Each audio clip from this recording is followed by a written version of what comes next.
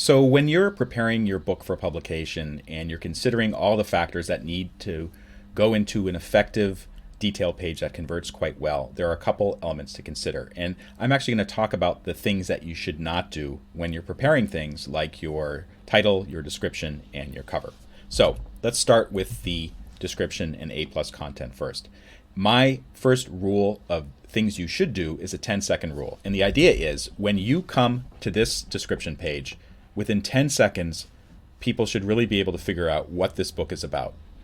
Even though this description is actually pretty long, really, within the first 10 seconds or so, they should really understand what's going on. And that's why actually bullets are pretty helpful in that regard. You should summarize and you should tease, but you should not give away the plot. You should highlight awards and qualifications. So on this particular book, I point out that the author, Shannon Combs Bennett, is a professional genealogist, and she's also in other places, like on her author page, she talks about her qualifications in that regard. Why your product is unique, and maybe what you want to do is differentiate your particular title via against somebody else's title. And here's an example. So we publish a book called Google Drive and Docs in 30 minutes, but we also cover other parts of the suite, including Google Sheets, Google Forms, even Google Drawings, and other parts of the Google suite that really a lot of other books don't necessarily talk about, or they only concentrate on one thing. And then finally, as I said before, bullets and breaks are pretty helpful. So you can see there's breaks in the text, and there's also bullets down here. Things you should not do.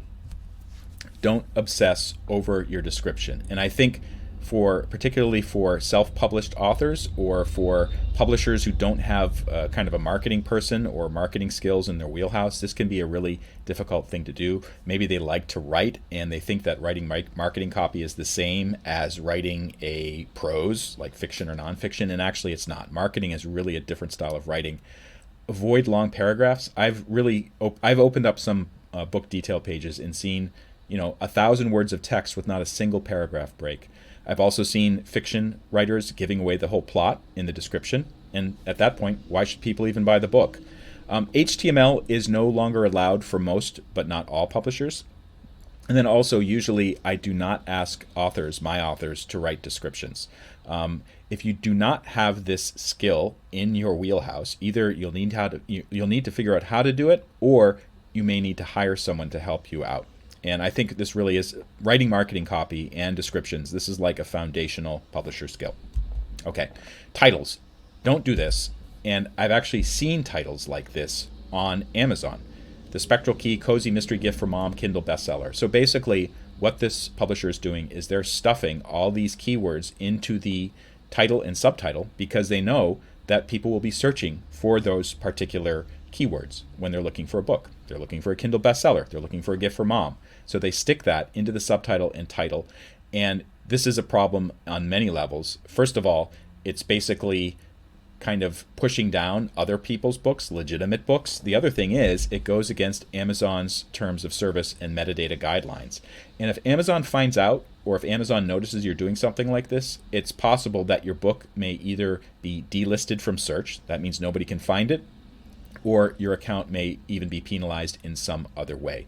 One other thing you should keep in mind is that you cannot use certain terms in your keywords that you're using in your title and subtitle. For instance, you can't use Kindle, you can't use bestseller. And what people sometimes do is, for instance, for the letter E, they won't use a normal letter E. They'll use one of these, like the French accented E or something like that, to get past Amazon's automated filters. But if Amazon discovers it, say bye-bye to your account or some other penalty that might affect how well your book can sell.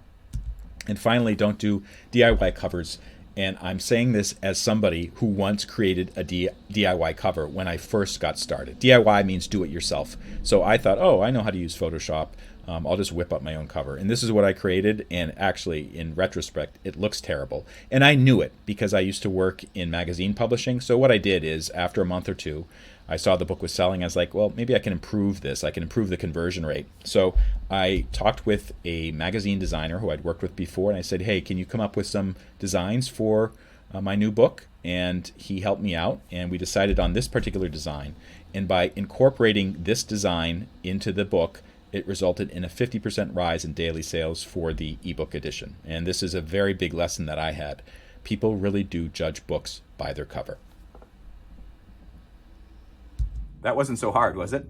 There are many more videos in the totally free Amazon Masterclass. They're totally free. You don't have to pay anything. There's no gimmick or anything like that. So watch them at your leisure, skip around, and also be sure to like it if it helps you out. Thank you so much for watching.